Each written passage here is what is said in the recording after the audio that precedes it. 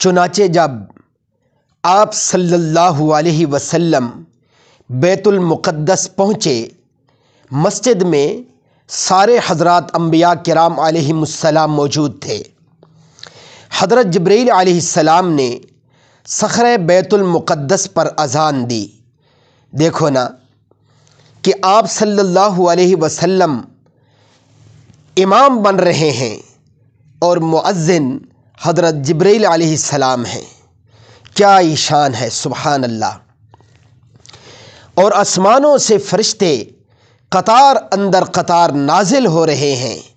کیا خوبصورت منظر ہوگا۔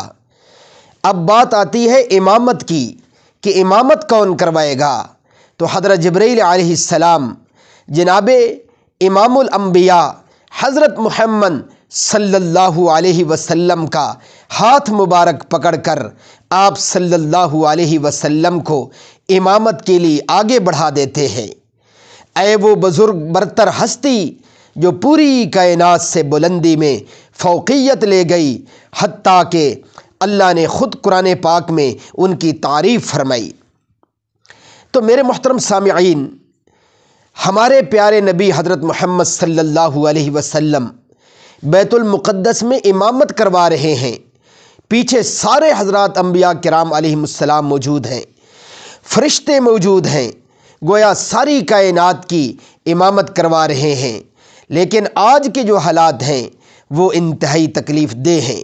یہی وہ بیت المقدس جس میں حضرت محمد صلی اللہ علیہ وسلم امامت کروا رہے ہیں، حضرات انبیاء کرام علیہم السلام اقتداء میں کھڑے ہیں، فرشتے اقتداء میں کھڑے ہیں، اور حضرت جبرائیل علیہ السلام اذان دے رہے ہیں۔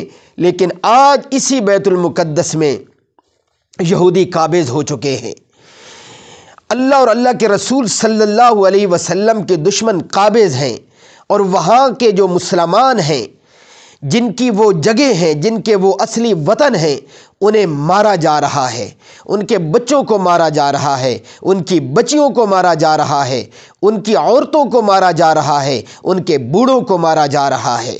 لیکن افسوس صد افسوس، آج ہمارے مسلم امہ کے مسلم حکمران ٹس سے ماسی نہیں ہو رہے۔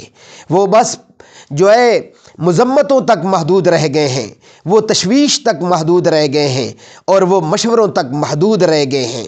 اللہ پھر سے ہمیں صلاح الدین ایوبی عطا فرمائے، اللہ پھر سے ہمیں نور الدین زنگی رحمۃ اللہ تعالی علیہ جیسے حکمران عطا فرمائے، اور سب سے بڑھ کر اللہ ہمیں سیدنا عمر فاروق رضی اللہ تعالیٰ عنہ جیسے حکمران عطا فرمائے۔